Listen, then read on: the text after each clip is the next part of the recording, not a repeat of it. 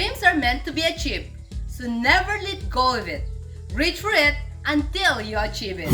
Rommel, welcome to the show called Self-Made. Oh, thank you, Rebecca. It's really great to see you despite of the community quarantine online. It's amazing. So can you, before I ask question, no, so how this COVID happening with you guys? It's both a big challenge for us, but also an opportunity because when COVID-19 affected our country, we were able to mobilize our human resource from across the country, but also our different partners. But also a big challenge because of the lockdown, the community quarantine. So it impacted our movement. Well, we continue to do our work in helping the most vulnerable children and families.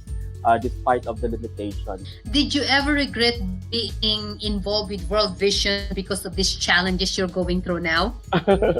Oh no. I think I've been with World Vision for 20 years, Rebecca. So I've seen the ups and downs of the organization, at least while I was here. So no regrets.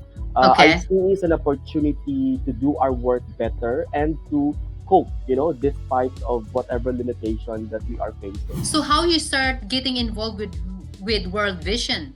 You said you've been there for 20 years. I submitted 3 applications, only to see, even before I graduated, because I was born really poor, Rebecca. So, like you, we have to earn income so that we could help our family, especially our siblings. So even before graduation, I submitted applications to 3 different organizations. I think World Vision came in like faster, and so I accepted the job. But during that time, they are taking me as a volunteer, short-term contract. That I have to travel to Capiz as my first assignment. After a year of being involved with World Vision, that's where I realized that there is a strong alignment between my personal call, my personal mission in life, and what World Vision is doing. But what was your dream, your biggest dream when you were young? I come from a poor family to overcome poverty, to get out from that poverty situation. And one of my favorite authors, Ogmandino, always it lingers in my head and keep reminding me that poverty will never overtake you if your determination to succeed is strong enough. And so even at a young age, I have to make sure I don't see all the challenges that I was facing economically as a hindrance to what I want to overcome poverty even at a young age. That I have to pursue it. And so my only dream really is for us to get out from that cycle, to make sure that I'll be able to overcome economic poverty and be able, to meet at the basic needs and help others as well. To help myself get out of the poverty, but also help my family as well as others. But what was your parents' job when you were young? My mother is a public teacher, so even if they are employed by the government, it's still a struggle, considering the income that they are also receiving. My father working with the local government, so no certainty in terms of job. So, and I'm also eldest, so you are lots of expectations growing up and really looking up to you and saying you've got to help the family. I'm so surprised that you are the eldest, and why you became so focused on helping your family, especially you're a man. Aren't you pasaway when you were young? I think I'm a good child. I'm a good growing up. So as an eldest, I have to help my family, even taking care of some of my siblings growing up. And there were even times that I have to make myself, absent from my classes so that I have to go home and then take care of my brother. And every time I tell them that story, they also, teary-eyed. So who really inspired you when you were young? Because you're so passionate, it seems. God has prepared for me something better, and therefore I should be inspired to pursue that better life or plan that the Lord has prepared for me. So it's really coming from that. You're getting your promotion very often. Like, can you explain to that from a volunteer into become the president of World Vision? Yeah. So I rose from the ranks Okay. literally, Rebecca. So I started in CAPIS as a community development worker. We call it now program officers. The ones really at the front. So I experienced sleeping, eating, living with the poorest of the poor people in different parts of the country, and really learning from them. Came from that position when I started with World Vision. The Lord is opening opportunities for me. So I rose from a community development worker to leading programs in Mindanao, to become training officer for the whole country, to become an HR manager. And then I moved to our regional office in Asia Pacific. I was based in Bangkok for some time.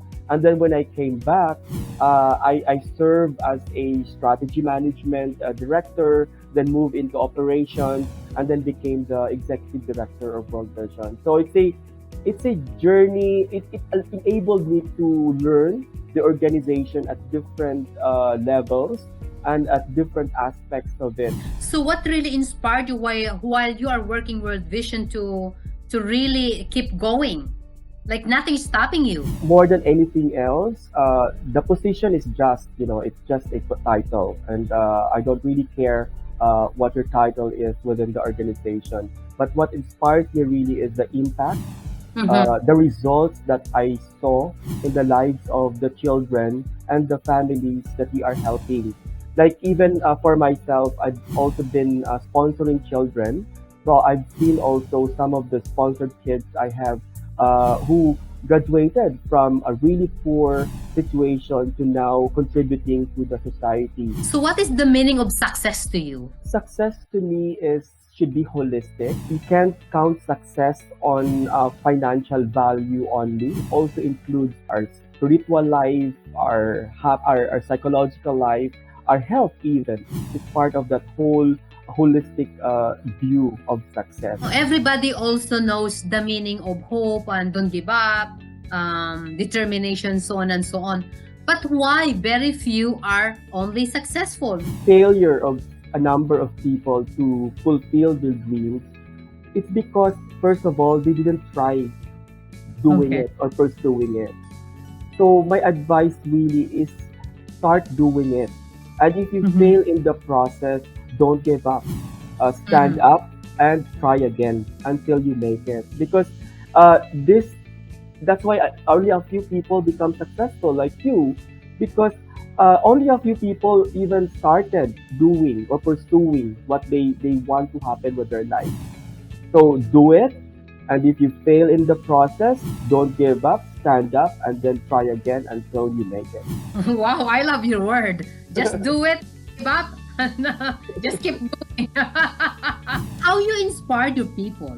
I always have an open door policy, Rebecca, so anyone can go to my office, share their thoughts, and I listen. And when I listen, and I know that anything that my staff or anyone reporting to me, anyone within the organization, the advice or the feedback could help us improve the way we do, I action it. What's the biggest fulfillment you experienced so far with World Vision, Rommel? To me, to lead World Vision in the Philippines in times of COVID-19 is is a sense of fulfilling or even challenging my leadership capacity for us to fulfill what we are doing for children and the poor families in the country. So to me, to be here leading the organization amid COVID-19 and pandemic is there's a sense of fulfillment there. So, Rommel, is this really your calling, you think, being with World Vision?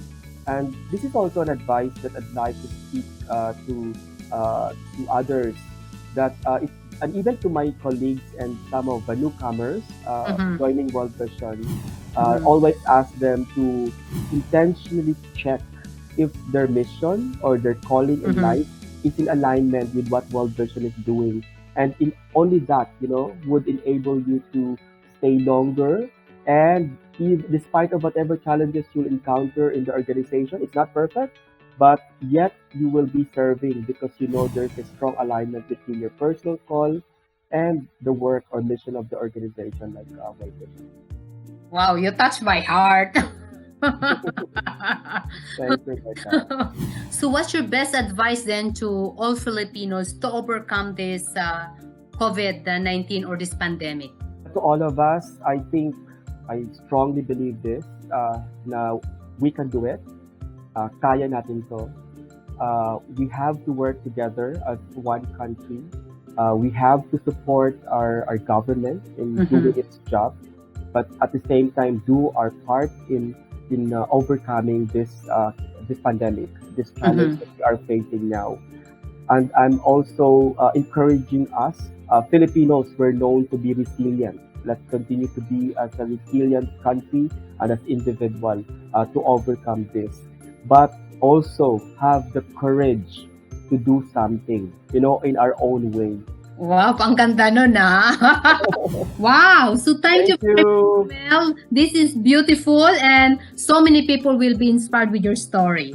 Thank you, Rebecca. You are as inspiring also. You inspired us. Salamat. Thank you. Mabuhay tayong lahat. Ingat ka. I am Rebecca Bustamante and this is Self-Made.